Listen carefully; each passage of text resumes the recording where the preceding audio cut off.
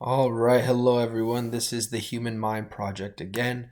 We're going to be going over the second part of the intro to psychology, picking up where we left off last time. So we'll be presenting the clinical psychology definition and then talking about Paul Broca and Carl Wernicke.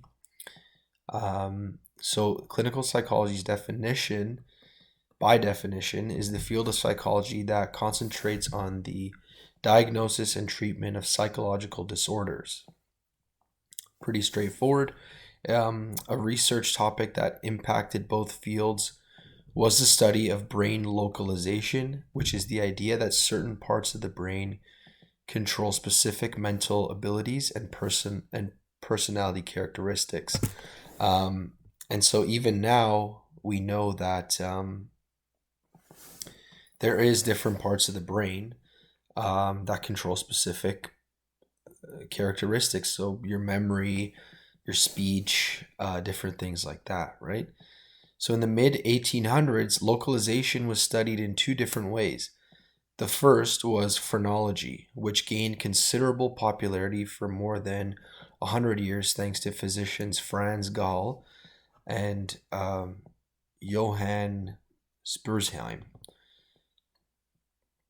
So these two and their followers believed that the brain consisted of 27 organs corresponding to mental traits and dispositions that could be detected by examining the surface of the skull. Although it seems silly now, there was a logic behind phrenology. Its supporters believed that different traits and abilities were distributed across different regions of the brain.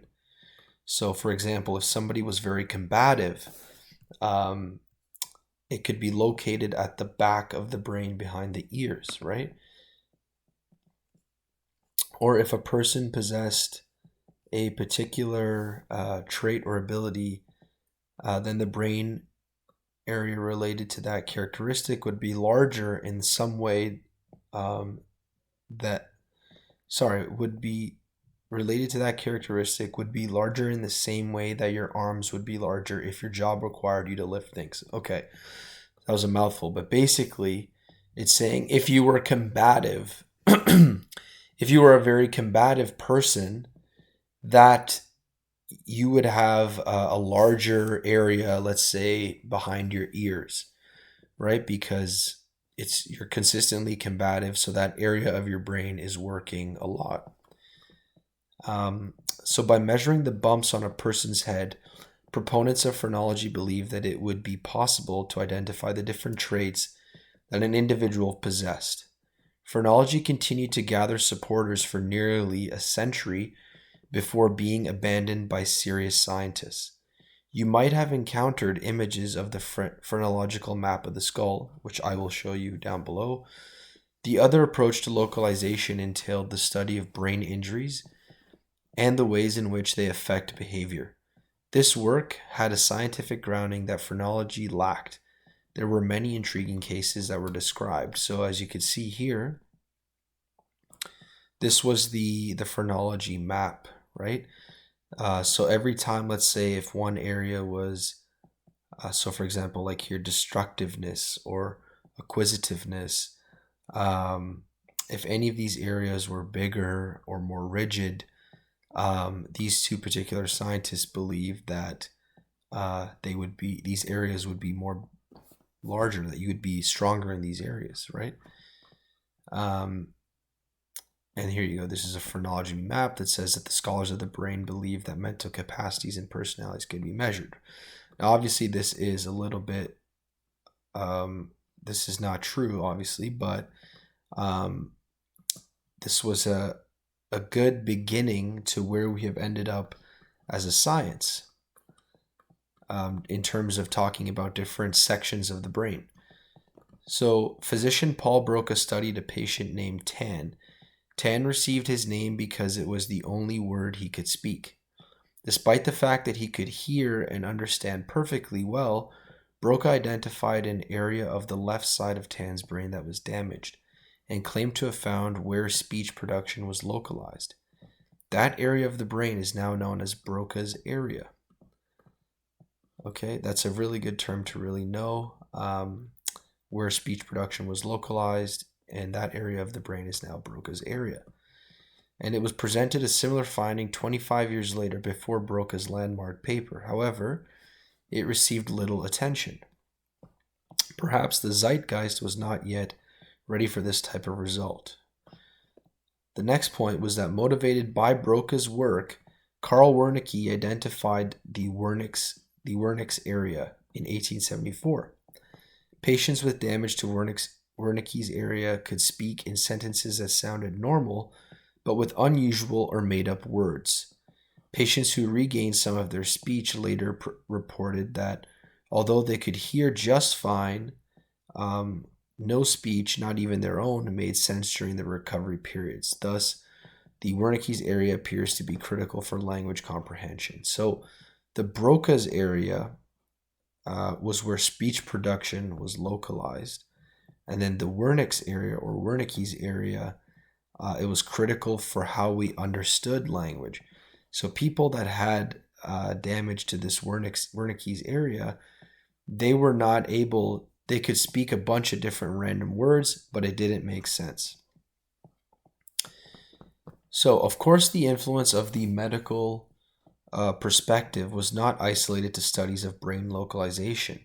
Additional medical influences on psychology came from outside of mainstream practices. Franz Mesmer, an 18th century Austrian physician practicing in Paris, believed that prolonged exposure to magnets could redirect the flow of metallic fluids in the body, thereby curing disease and insanity.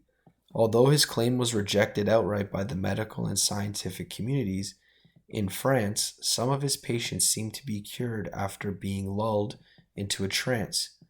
Modern physicians and scientists attribute these cures to the patient's belief in the treatment, what we now call psychosomatic medicine.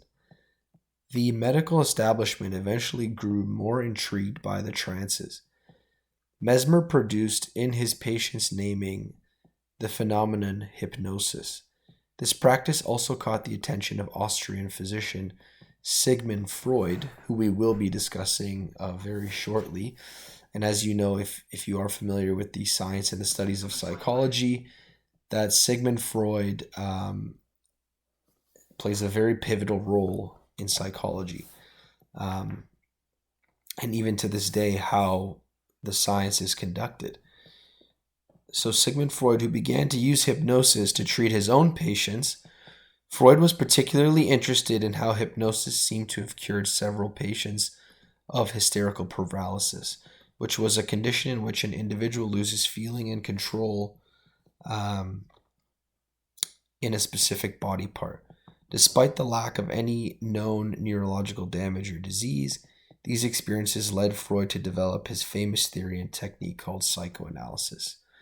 So psychoanalysis, and this is a super important definition, which is a psychological approach that attempts to explain how behavior and personality are influenced by unconscious process.